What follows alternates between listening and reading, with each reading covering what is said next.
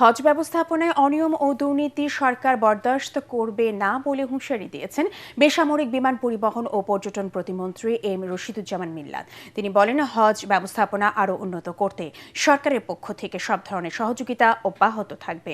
রাজধানী চীন মৈত্রী সম্মেলন কেন্দ্রে জাতীয় পর্যায়ের হজ ও ওমরাহ মেলার উদ্বোধনী অনুষ্ঠানে এসব কথা বলেন প্রতিমন্ত্রী। তিনি বলেন, সরকার হজ এজেন্সি ও সংশ্লিষ্ট সবার সম্মিলিত প্রচেষ্টা ছাড়া শতভাগ ত্রুটি মুক্ত হজ ব্যবস্থাপনা নিশ্চিত করা সম্ভব নয়।